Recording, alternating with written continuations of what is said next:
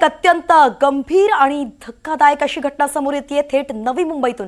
नवी मुंबईत धावत्या लोकल मधून तरुणीला ढकललं गेलंय। अत्यंत गंभीर प्रकार आपण पाहतोय। लेडीज डब्यातून उतरण्याची तरुणीनं विनंती केली होती आणि त्यावेळी पुरुषानं तरुणीला थेट धावत्या लोकल मधून ढकलून दिलेला आहे। पनवेल सीएसएमटी लोकल मधला हा सगळा प्रकार आहे। सोशल मीडियावरती याचा व्हिडिओ व्हायरल झालेला आहे। लोकल ज्याच्यातून संपूर्ण मुंबईकर नवी मुंबईकर रोजच प्रवास करत असतात आणि त्यामध्ये काही डबे हे महिलांसाठी आरक्षित असतात।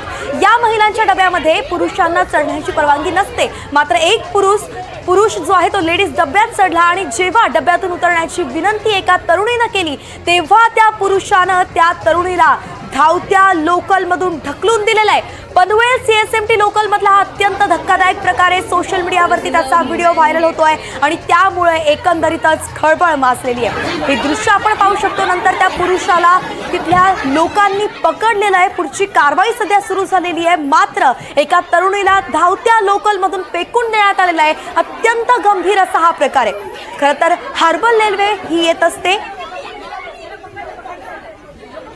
राहुल कांबळे आपले प्रतिनिधी आपल्या सोबत जोडले गेलेत। राहुल, आता पुढची कारवाई कशी होतीये? त्या पुरुषाला ताब्यात घेतलं गेलंय का? तरुणीची काय सध्याची अपडेट आहे? नक्कीच वैष्णवी, हा जो प्रकार आहे गुरुवारी सकाळी 8:30च्या दरम्यान घडलेला प्रकार आहे। पनवेल स्थानकावरून खारघर येथील कॉलेजसाठी 18 वर्षीय तरुण यांची एक मैत्रीण आहे ती रेग्युलर टायमावरती आपल्या निघाल्या होत्या। दरम्यान एक 50 वर्षीय तरुण जो अख्तर शेख असं नाव पोलिसांनी समोर आणलेलं आहे तो त्या डब्यात घुसला। ही ट्रेन जी आहे पनवेलवरून निघाली होती आणि या दरम्यान आपण व्हिडिओमध्ये पाहतोय महिला त्याचा विरोध करत होत्या आणि याच्यामध्ये एका मुलींच्या 18 वर्षीय तरुण त्याचा विरोध केला आणि त्याच तरुणीला ह्या पुरुषाने जो मे बी ड्रग्स ऍडिक्टेड आहे किंवा त्याच्यात मानसिक उपचार आहे मनोरुग्ण आहे याचा पोलीस तपास करत आहेत आणि त्यावेळी खांदेश्वर ते पनवेल दरम्यान त्या तरुणीला ढकललं। तर तरुणीला जे आहे सध्या हॉस्पिटलला ऍडमिट केली पण तिची प्रकृती जी आहे सध्या स्थिर आहे। एकंदरीत जर आपण हा प्रकार पाहिला तर त्यावेळी त्या दरम्यान म्हणजे जेव्हा खांदेश्वर स्टेशनला जेव्हा गाडी थांबली त्यावेळी बाजूच्या डब्यातले पुरुष प्रवासी त्यांनी येऊन त्याला बाहेर खेचलं आणि जीआरपीच्या ताब्यात दिलं। आता तो पोलिसांच्या ताब्यात आहे। परंतु त्या सकाळच्या वेळेस जीआरपीच्या कुठल्याही महिला पोलीस किंवा पोलीस त्या डब्यात नव्हते। आपण जर पाहिलं तर अशीच घटना नेरूमध्ये सुद्धा घडली होती।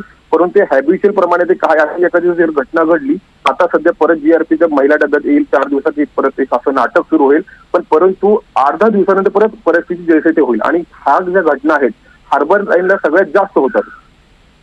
राहुल, अत्यंत महत्त्वाचा प्रश्न तुम्ही खरं तर पुढे आणलेला आहे कारण की महिलांसाठी आरक्षित डब्बे असतात आणि त्या ठिकाणी पोलीस कर्मचारी असणं हे देखील एक नियम आहे, ते बंधनकारक आहे। मात्र तेच नसल्याचं या प्रकारातून समोर आलेलं आहे आणि अशा पद्धतीने आता लोकलचं जे प्रशासन आहे त्याचं नेमकं काय म्हणणं आहे? रेल्वे प्रशासनाकडून यावरती काही प्रतिक्रिया आली आहे का राहुल?